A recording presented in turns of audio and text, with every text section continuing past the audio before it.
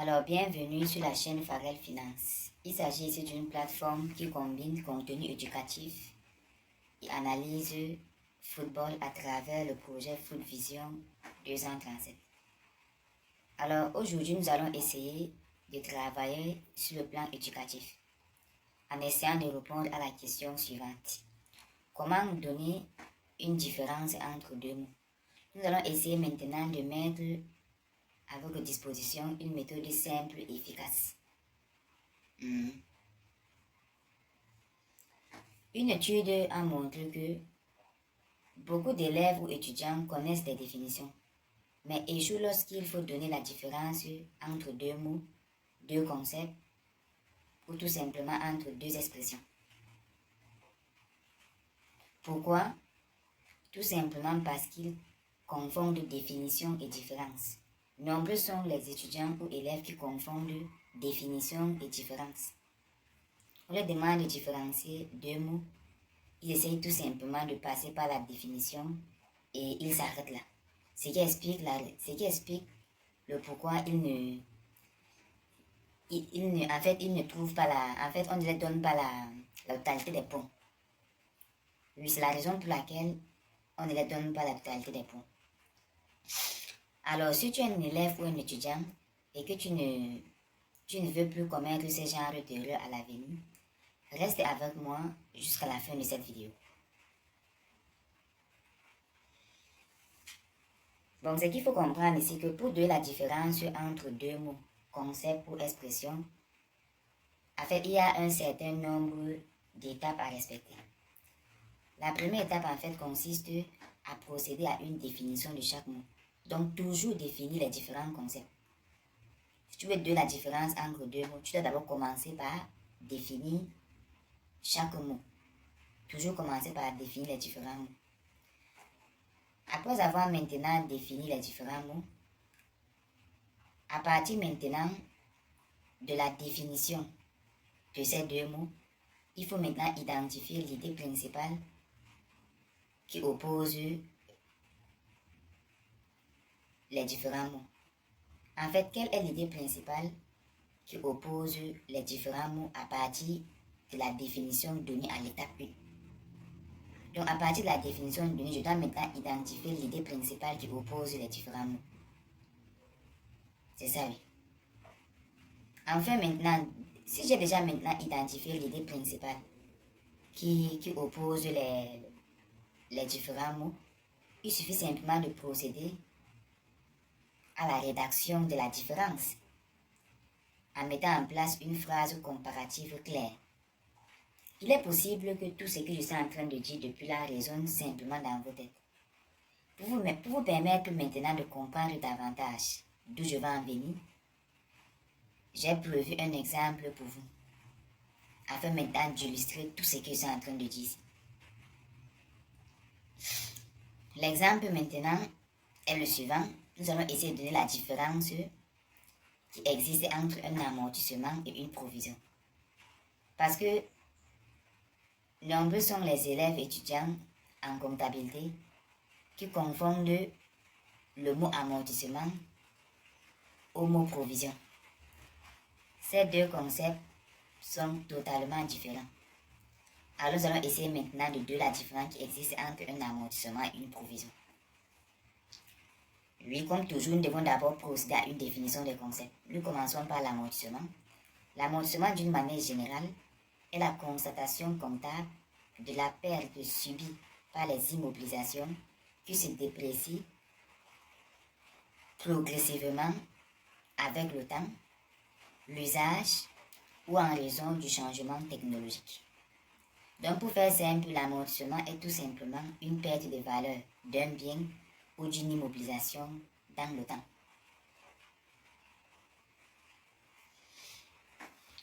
Pour illustrer maintenant cette définition, nous allons maintenant prendre un exemple. Si chaque année, la valeur d'un matériel de transport diminue de 10 000 francs, nous dirons dans ce cas que le montant de l'amortissement est de 10 000 francs. Si chaque année, la valeur d'un matériel de transport diminue de 10 000 francs, nous dirons dans ce cas que le montant de l'amortissement est de 10 000 francs. Nous allons maintenant essayer de faire la même chose du côté maintenant du mot provision. La provision, en fait, c'est une somme mise de côté par l'entreprise pour un risque futur.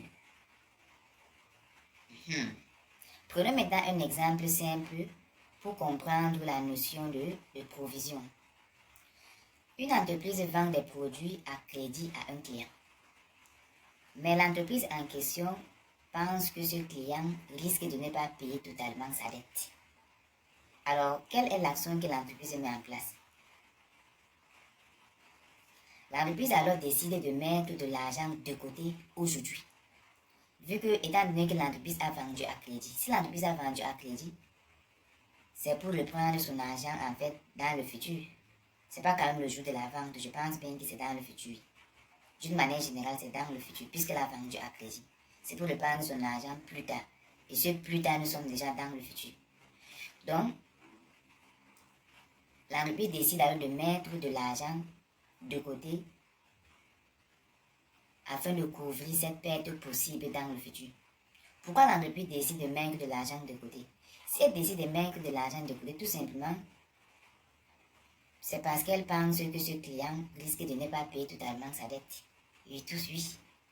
Parce qu'elle pense que ce client risque de ne pas payer totalement sa dette.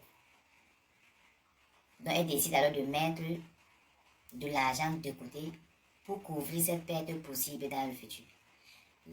L'argent que l'entreprise décide de mettre de côté pour couvrir la perte possible dans le futur, c'est ce montant qu'on appelle provision. C'est ce montant qu'on appelle provision. Donc, il ne faut pas confondre. Alors, après avoir maintenant défini les différents concepts, nous allons maintenant essayer de la différence qui existe entre l'amortissement et une provision. La différence entre un amortissement et une provision est que l'amortissement est une perte certaine et irréversible. Une perte certaine tout simplement parce que l'entreprise ne peut pas échapper. Donc, si le matériel de transport d'une entreprise, si la valeur du matériel de transport d'une entreprise diminue de 10 000 francs chaque année, cela veut simplement dire que l'entreprise ne peut pas échapper. Chaque année, ce matériel de transport va diminuer de valeur de 10 000 francs. On dit également que l'amortissement est irréversible. Tout simplement pour dire que l'amortissement est inchangeable. Donc, si chaque année, le matériel de transport a l'habitude de diminuer de 10 000 francs, cela veut simplement dire que cela restera ainsi. Puis cela restera ainsi. C'est pour ça qu'on dit que l'amortissement est une perte certaine et irréversible. Irréversible pour dire que l'amortissement est inchangeable. En fait, la perte en question est inchangeable. La provision, quant à elle, est une perte incertaine. L'amortissement est certain, alors que la provision est une perte incertaine. Incertaine pourquoi? Parce qu'il est possible que l'entreprise échappe à celle-ci. Il est possible que l'entreprise échappe à une provision, mais l'entreprise ne peut pas échapper à un amortissement. Oui. Nous avons également dit que l'amortissement est irréversible. Et du côté de la provision, nous allons tout simplement dire que la provision est réversible. Autrement dit, la provision n'est pas fixe. Elle peut changer à tout moment. La provision peut changer à tout moment. Oui. La provision peut changer à tout moment. La provision est irréversible. Pardon, je veux dire que la provision est réversible. Ce qui veut dire que la provision est changeable. La provision est réversible pour dire simplement que la provision est changeable. Le montant de la provision peut changer, alors que le montant de l'amortissement ne peut pas changer. J'espère vraiment que cette vidéo vous a été utile. Nous allons maintenant conclure en vous disant tout simplement que ne mélangez plus définition et différence. Car pour donner une différence, nous définissons d'abord les différents concepts. Nous les comparons, puis nous opposons clairement les idées. Aussi simple que ça. Merci vraiment à tous ceux qui m'ont écouté jusqu'à la fin. Si vous êtes intéressé par ce genre de contenu, c'est-à-dire contenu éducatif et analyse de football, il suffit simplement de vous abonner sur la chaîne Pharrell Finance et d'activer la cloche de notification afin de vous permettre d'être alerté lors de la sortie d'une nouvelle vidéo. Sur ce, j'ai terminé. Et si vous avez des questions, n'hésitez pas à les poser en commentaire.